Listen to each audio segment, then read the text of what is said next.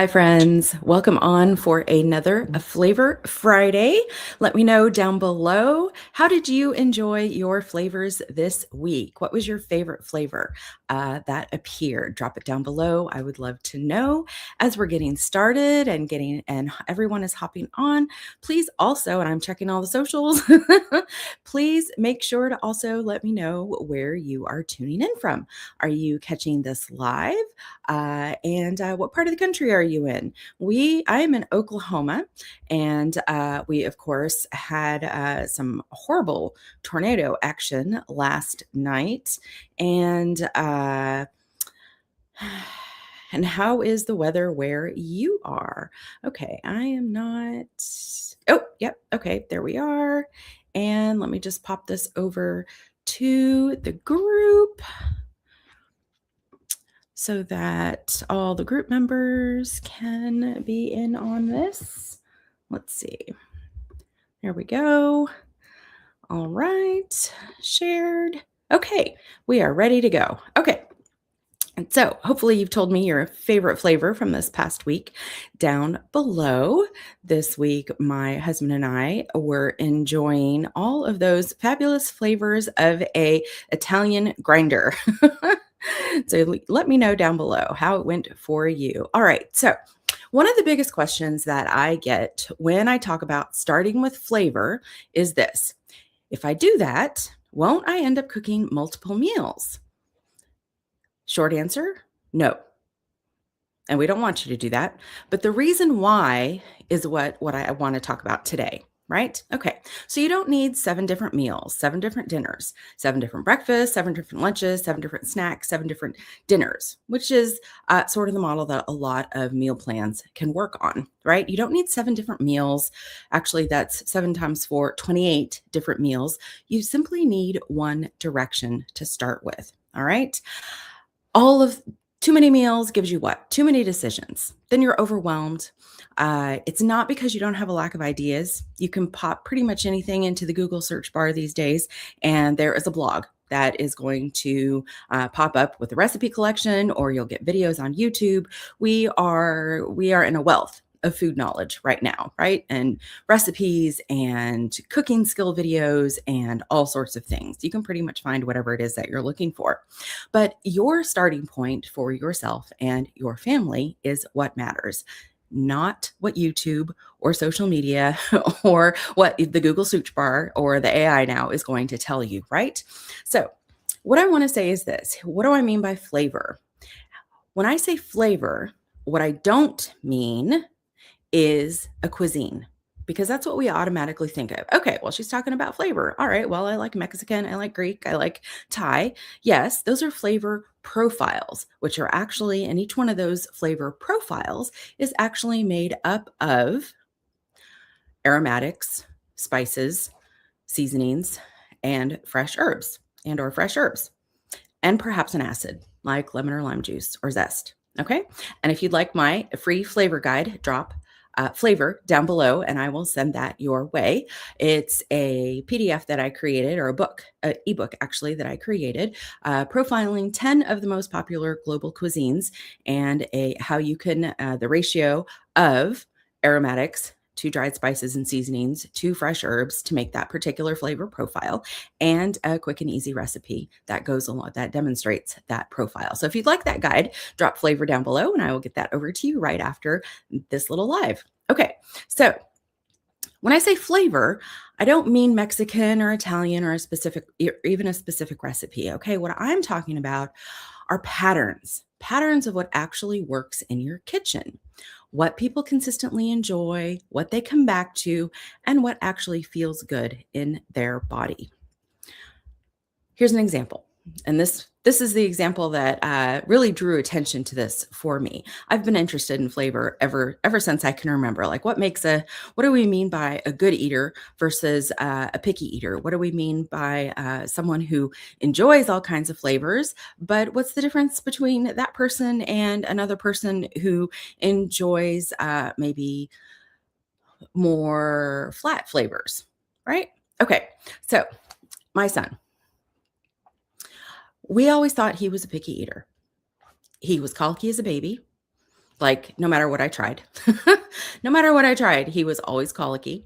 And as he grew a little bit older, we noticed that he was gravitating towards the bland foods. And we're not bland eaters at home. My husband is Austrian and Irish and has traveled. And I come from my family is from Oregon and California. My dad's Filipino. So we grew up with all kinds of flavors. I also traveled. My dad was in the military. So we grew up with, both my husband and I grew up with lots of flavors, and we wanted to continue eating that way and sharing that with our children.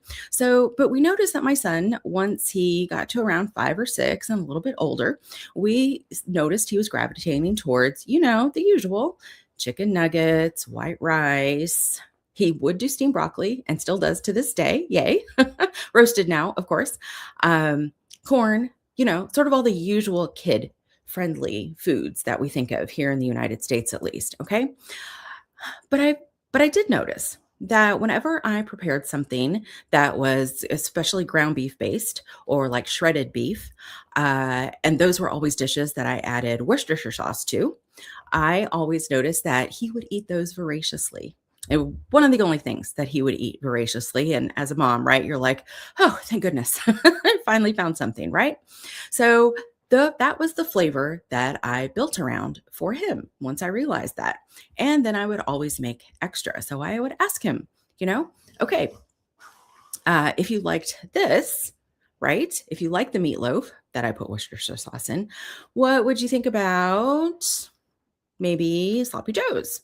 Because he also loved ketchup, which told me more about his taste, right? Not only does he like that sort of deep umami flavor that's in the Worcestershire sauce, but he also likes the sweetness of the ketchup. Now, my daughter loves mustard and pickles, totally different palate.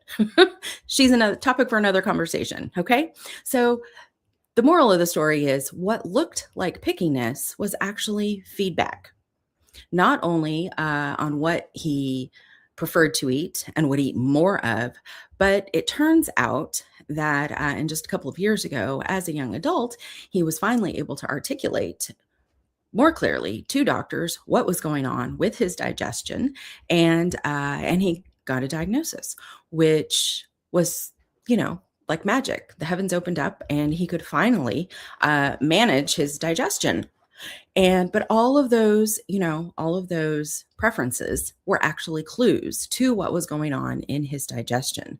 So I am thankful that we did not take the authoritarian approach of you get what you get and you don't throw a fit, and made him eat the nuts and make him eat the, anything that would actually upset his digestion. We always tried to at least have one thing on the table that he could eat enough of and fill up on. And I would always make extra of whatever it was that I was preparing for him during the week as well. So I always had extra.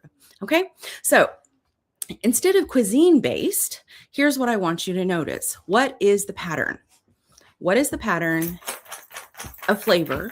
What is the pattern of dishes that your household or that you are enjoying? So for me, the pattern with him was beef and Worcestershire sauce. Okay, well then, what are all the dishes? And I could even Google this now, which I couldn't back then. What are all the beef dishes that also include Worcestershire sauce, or even ChatGPT it, right? So I came up with a small list of his favorites: meatloaf, sloppy joes, burgers, pot roast. Same base, beef and Worcestershire. He's also sensitive to paprika and cumin and black pepper. So those are things that I don't use a lot of. I use more thyme and parsley, onion powder, garlic powder, very finely minced onion and garlic for him. Same base, different meals. So that was one meal that I could plan in every week that I knew he would eat, and then I would just make extra of it, right? And also the rest of the family enjoyed it. Okay, exactly that is how you avoid making multiple meals with totally unrelated and different flavor bases, right? And it's also how you reduce your decision fatigue for a week of meal planning. So when I say start with flavor, one of the top objections is if I ask what everyone wants, then I'm the short order cook. Nope. You are not asking for orders. Let me be clear about that. You are not asking for orders. You're observing patterns. So this took my family a little while to get used to because I would ask, well, okay, what's everyone feeling like this week? And, at first I would get the look like, what do you mean? What do we want this week? I'm like, well, I want to cook the food that you're actually going to eat. So let me know what you like. Doesn't mean it's going to make it on the menu, but I was looking for information. I was looking to extract the patterns just like I do with my personal chef clients. And most of my personal chef clients I've had for over or almost 10 years. So Flavor First Framework in action works not only for my family, but also sustains my business. Okay. So here's the second top objection, right? Well, if it tastes good, it mustn't be healthy. No, our taste buds are so used to ultra processed foods, even the ones that are quote unquote healthy, we're not used to what actually tastes good and healthy. And I see this in clients a lot, as well as in my own self. If during a given week I eat too many ultra processed foods or too much takeout or too much prepared foods from even just the grocery store, right? All of those will still contain more sugar, salt, fat, oils, additives, preservatives than would normally be included in a home cooked meal, right? So if it tastes healthy, if it tastes good, how can it be healthy? Well, that's actually the second step in the Flavor First framework, right? We want to determine what flavors are going to keep you coming back for more food, right? So less food waste, no energy wasted in the kitchen. What flavors are going to keep you coming back to the kitchen? And then we filter through the nutrition needs, whether those are chosen nutrition needs, personally chosen nutrition needs, or dietitian or nutritionist recommended. That's the second filter, is the nutrition filter, okay? And what we're doing is we're retraining our taste buds. And I've done this with a number of clients as well. We have to retrain our taste buds out of that ultra processed food. Even the chips. Okay. It's because that's what we're used to. That's what we're used to. So often what works repeatedly then is also what your body tolerates best. And the third objection.